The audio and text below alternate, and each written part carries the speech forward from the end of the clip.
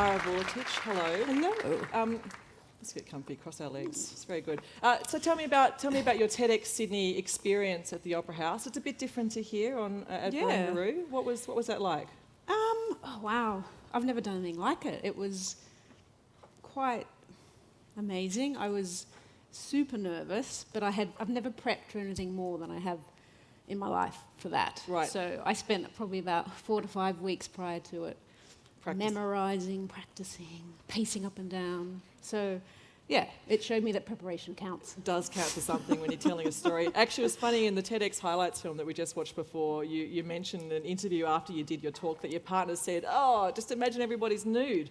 So what's going through your head right now? Yeah, well, I need to just have a little look around, but yeah. Yeah, that's the one. And what about the experience being on a stage like that to raise awareness for how we think about our clothes, the provenance of our clothes and the journey that it goes through? Oh, it was because I've sort of spent the last 4 to 5 years in research and academia, mainly in the UK, so it's so good to kind of get out and sort of talk about these issues, you know, with people who buy and sell and wear clothes, and we're the ones in our sort of daily lives who are making those decisions about, once I've finished or fallen out of love with this garment, what am I doing with it?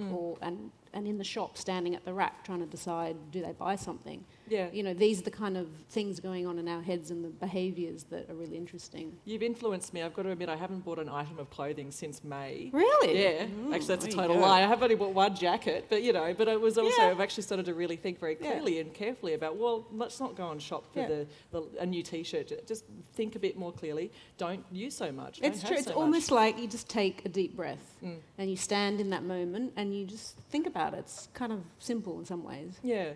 So I've got a bag of clothes at the moment, however, I hate to admit it, that I need to recycle. And oftentimes I'll go and take it to a place, a charity or something like that.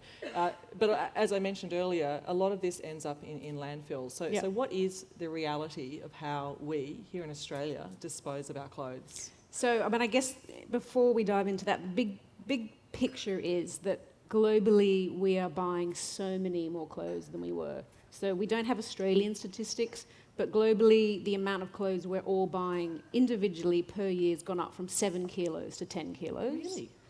In 10 years. So it's, 30% increase. So there's just more amount being produced, bought and then discarded. So we've got that issue, which is obviously what Garth's kind of talking about, this huge increase in waste, and textiles is a part of that. And you talked about that in your talk. So we have this kind of disposable attitude as well. You buy it, and because you can get something cheaply, you can chuck it out, get something else. Yes, $5 T-shirts. So there's that. So there's more of a need because there's more going into landfill. And I guess the other thing you need to think about with textiles and landfill is there's 2 types of waste. There's pre- and post-consumer waste for textiles. Pre-consumer textile waste is what industry, so people who are the producers who are making our fibres in Australia and garment production, they'll have some waste which they are paying, I guess, waste management collectors, and that's getting dumped in landfill.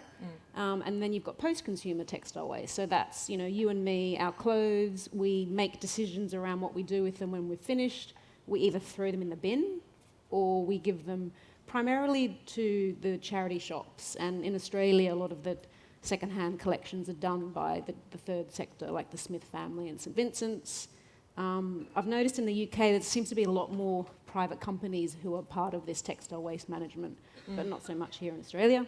And then they're doing several things. They're collecting these garments. They're either reselling them through their retail stores. They're sending a lot overseas and selling them on the overseas market. About 15% of what they collect gets turned into industrial waste, and then apparently 25% of what they've collected goes to landfill. Right. So we don't have a lot of stats in Australia on the amount of textiles going to landfill.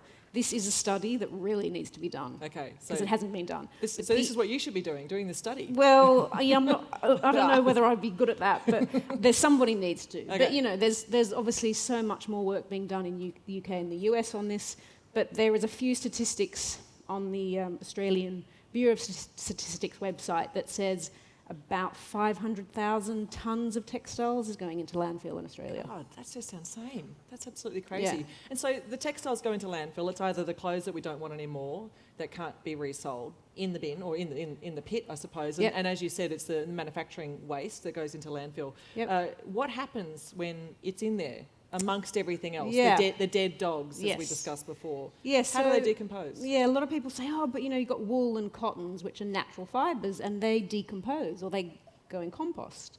And they do when you've got the ideal compost situation, which is, we know, for example, that if you put an organic cotton t-shirt in a really good compost bin, just one, it takes between 3 to 5 months it does completely decompose.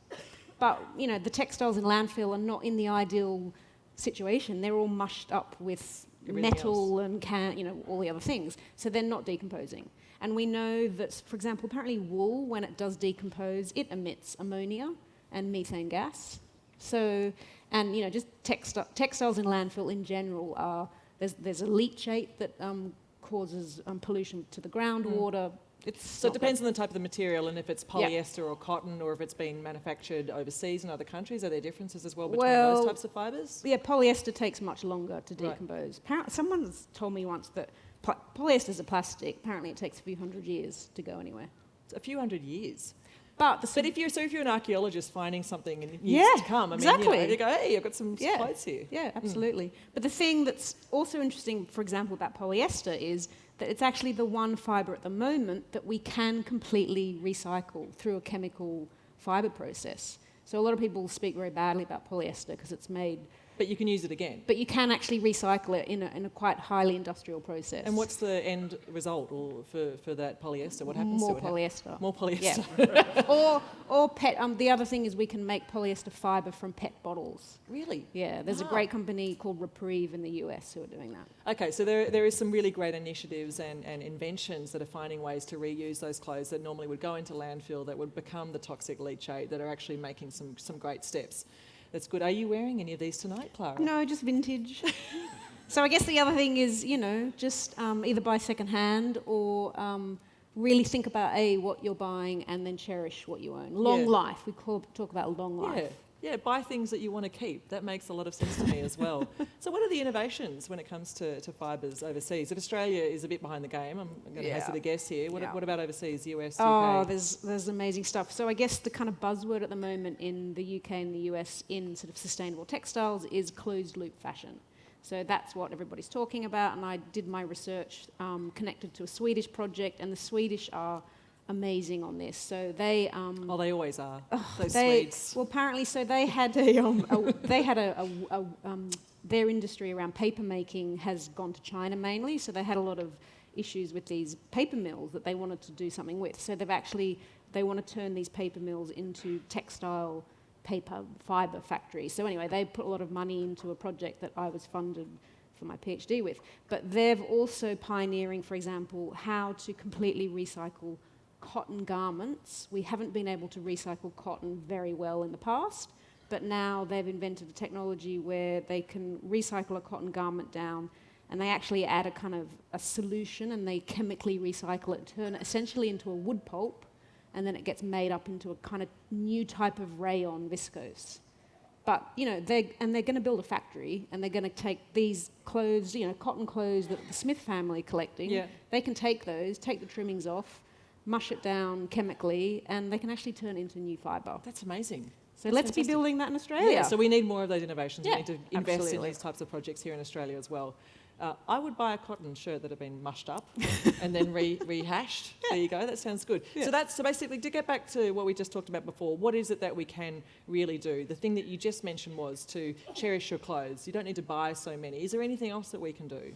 I mean, sadly, again, in Australia, there's just not the options for consumers for much. I mean, I know, for example, I don't normally like to talk about particular brands, but there is one brand who's come here from Sweden, H&M, and they have got a new closed-loop recycling initiative, so you can actually return your clothes to them, and they're going to go and do what I've just described. Right. So there's more retailers and brands starting to actually initiate these closed-loop systems, so it's not left to government to do, or to us as consumers. So that's rightly or wrongly. So it's also up to us to actually ask of that from our, And it's our also- retailers. yeah, So we actually have yeah. that power, the agency, Yeah, to go and say, exactly. let's do something Yeah. about this as well. This is all such good stuff here on our first salon. Would you please thank our TEDx Sydney alumni, Clara Vuletich.